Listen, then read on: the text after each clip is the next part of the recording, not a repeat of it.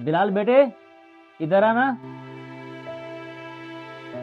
ये ले बेटा कुछ पैसे, और बाजार से ना कुछ फ्रूट्स लेके आ। जी मैं ले आता हूँ। वैसे क्या क्या लाऊं? बेटा जो तुझे अच्छे लगे ना वो ले आना, और ध्यान से लेना, रमज़ान शुरू हो गया है, इनके रेट्स भी बढ़ गए होंगे। मगर इनके रेट्स का रमजान से क्या ताल्लुक? अब फ्रूट्स तो वही हैं, तो इनके रेट्स कैसे बढ़ जाते हैं? बस बेटा अब तुझे क्या बताऊं, ये रमज़ान है, शैतान तो इसमें बंद हो जाता है मगर उसके चेले आज़ाद हो जाते हैं। वो इंसानों में भी तो हो सकते हैं, वो रमज़ान में चीज़ें सस्ती करने की बजाय महंगी कर देते हैं। मुझे नहीं लगता कि हमारे मुसलमान भाई भी ऐसा करें। आप कह ही रहे हैं तो बाजार तो वैसे ही जा रहा हूँ, सारी चीज़ों का मुआयना करता आऊँगा। हाँ कोशिश करना अच्छी क्वालिटी के लेके आना। जी जी ठीक है। मोहसिन भाई कहाँ चल दिए इतना जल्दी में?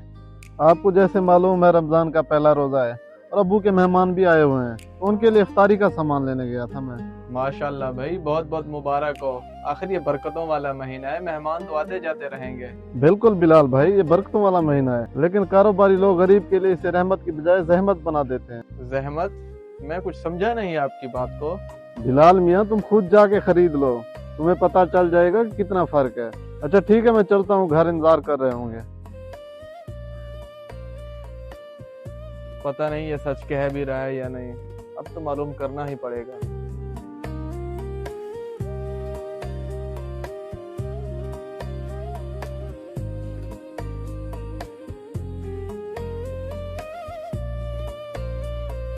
अस्सलाम वालेकुम। वालेकुम सलाम। भाईजान ये सेब कितने रुपए किलो दिया? आपके लिए 500 रुपए किलो है। 500 रुपए किलो? क्या हो गया भाई, मजाक के मूड में हो क्या? इसका सही वाला रेट बताओ। जी भाईजान, इसका रेट ही आपको बताया है, इसके अलावा आपको ये केले 200 रुपए दर्जन लग जाएंगे। तो भाई क्या बात करो, अभी हफ्ता भर तो ये 250 रुपए किलो मिल रहे थे, अभी एकदम से 500 रुपए किलो कैसे हो गए? तो इसमें हम क्या करें भाई, हमें भी पीछे मंडी से महंगा सेल हो रहा है, तो आखिर हमने भी नफा कमाना है, हम यहाँ मेहनत कर रहे हैं। जरूर रोजी करो भाई, मगर इस तरह से जायज कमाओ ना। रमजान की बरकतों में कम से कम गरीब लोगों पर इस तरह से तो अजाब न डालो। आखिर हर कोई चाहता है कि इफ्तारी में कोई अच्छी चीजें खा ले, अच्छे फ्रूट अपने साथ ले ले। भाई आपने लेने हैं तो लें, आपकी मर्जी है, पूरी मार्केट में यही रेट है। सही है, आप जहाँ से भी पूछ लें यही रेट मिलेगा आपको। अच्छा ठीक है भाई, तुम बस 1 किलो सेब ही दे दो, महंगे तो वैसे ही दे रहे हो, कम से कम चीज अच्छी देना, ठीक है? अच्छे वाले सेब देना मुझे। देखें जनाब, इस जैसी चीज आपको कहीं से भी नहीं मिलेगी।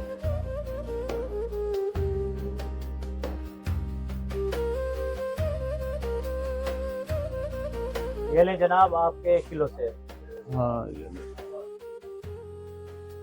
ये ले सर, बहुत शुक्रिया आपका।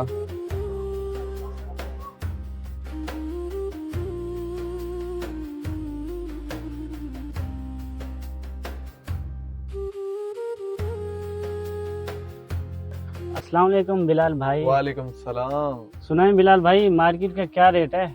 मैं भी घर के लिए कुछ सामान वगैरह लेने जा रहा था।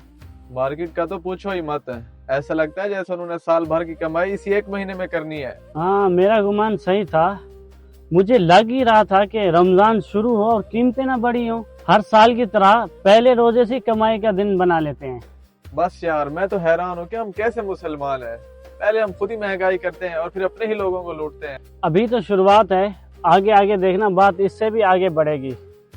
चलो सही है, मैं भी मार्केट देख के आता हूँ जरा क्या चल रहा है। हाँ ठीक है। ले आ बेटा ले आ, जाके फ्रिज में रख दे ताकि कुछ ठंडे हो जाएं। आप सही कह रहे थे बाबा, इन सब चीजों की कीमतें बहुत ज्यादा बढ़ गई हैं, आम दिनों से तो काफी गुना बढ़ चुकी हैं। बस बेटा यही तो खासियत है हमारे लोगों की, जैसे ही रमज़ान का महीना शुरू होता है ये लोग महज कमाई का महीना समझ बैठते हैं और अपनी मर्जी से, अपने हिसाब से, अपनी मर्जी के रेट्स लगाते हैं। मगर ऐसा करने से उन्हें कोई रोकता क्यों नहीं? आखिर बेटा हुकूमत भी कहाँ कहाँ तक जाए, ये लोग जानते हैं कि रोज़ेदार अफ्तारी के लिए फ्रूट लेगा ही, तो ये उसे इस तरह अपनी मर्जी का ही रेट लगाते हैं। वैसे उन्हें अपनी आखिरत की फिक्र करनी चाहिए। जहाँ रमज़ान का महीना नेकियां कमाने के लिए है, वहीं ये लोग सिर्फ दुनियादारी के पीछे भाग रहे हैं, पैसा कमाने के पीछे भाग रहे हैं। कम से कम उन्हें रमज़ान का तो एहसास करना चाहिए। तू ज़्यादा परेशान ना हो बेटा, तेरे मेरे चाहने से ये लोग थोड़ी बदल जाएंगे। हम सिर्फ अल्लाह से इनकी हिदायत की दुआ मांग सकते हैं। जी बिल्कुल बाबा, मैं इन्हें फ्रिज में रख देता हूँ।